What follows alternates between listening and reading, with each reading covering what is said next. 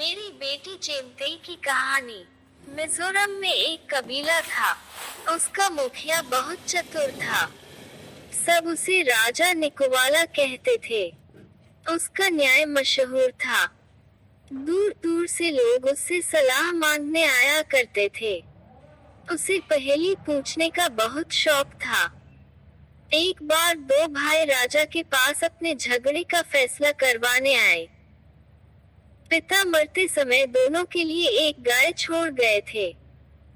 उन्होंने बेटों से ये भी कहा था कि बाद में पशु धन को वे आपस में बांट लें। अब इसी पर झगड़ा था कि कौन कितना ले। निकोवाला कुछ देर सोचता रहा, फिर बोला, मैं तुमसे कुछ प्रश्न पूछूंगा। जो भी सही उत्तर देगा, सारा पशु धन उसी को मिल जाएगा। निकोवाला की बात सुनकर बड़ा भाई सोच में पड़ गया। उसे मालूम था कि छोटा चतुर है। अगर मैं उत्तर न दे पाया तो सारा पशु धन मुझसे छिन जाएगा। ये कैसा न्याय है? सोचकर उसने कहा, राजा, हम बंटवारा करने आए हैं, पहेलियां बूझने नहीं। छोटा भाई बोला, आप जो चाहे पूछिए। निकोवाला ने पूछा, संसार में सबसे तेज गति किसकी है?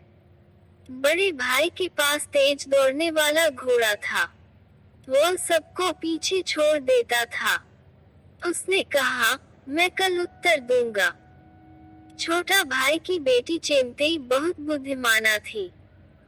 पिता ने उसे निकोवाला का प्रश्न बताया, तो उसने उत्तर बता दिया। वो निश्चित होकर सो गया। अगले दिन दोनों भाई फिर निकोवाला के पास गए। बड़े भाई ने कहा, संसार में सबसे तेज गति मेरे घोड़े की है।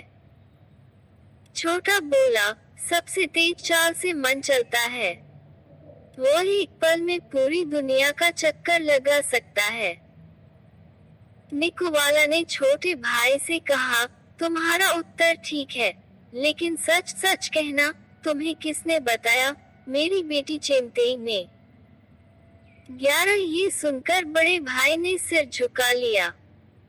वो समझ चुका था कि अब पशु धन छोटे भाई को मिल जाएगा। तभी निकोवाला ने उससे कहा, ये ठीक है कि तुम मेरे प्रश्न का उत्तर नहीं दे सके, फिर भी तुम्हारा नुकसान नहीं होगा। इसके बाद उसने नया प्रश्न किया, बताओ, संसार में सबसे अनमोल क्या है?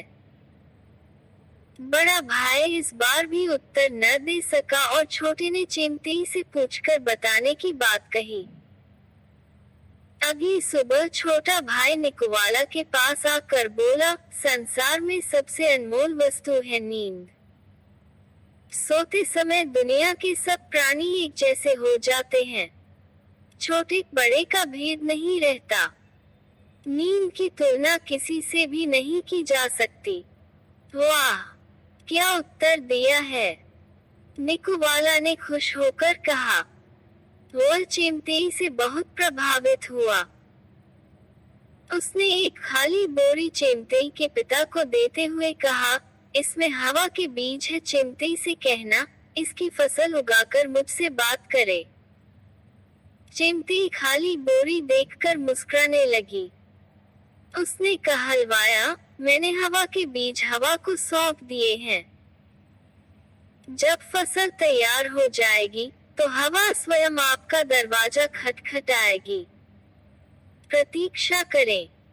बड़ा भाई निकोवाला के इस खेल से परेशान था। उसने कहा, राजा, हम आपके पास बंटवारे के लिए आए थे, वह बात तो शायद आप भूल ही गए। क्या यही आपका न्याय है? निकोवाला ने कहा, सारे पशु तुम्हारे हुए। ये कैसा न्याय है आपका? छोटे भाई ने निराश स्वर में कहा, आपको प्रश्न का उत्तर देने के लिए मैं स्वयं आपके घर आ रहा हूँ। मुझे चिमटेई से ऐसा उपहार चाहिए जो उसके हाथ से मेरे हाथ में न आ सके। निकोवाला ने छोटे भाई से कहा। बड़ा भाई प्रसन्न मन से घर चला गया। उसे सब कुछ मिल गया, और वह भी तब जब वह एक भी प्रश्न का उत्तर नहीं दे सका था। छोटा भाई निराश था, क्योंकि उसने चिमटेई से पूछकर निकोवाला के प्रश्नों के सही उत्तर दिए थे। फिर भी राजा ने सही बंटवारा नहीं किया।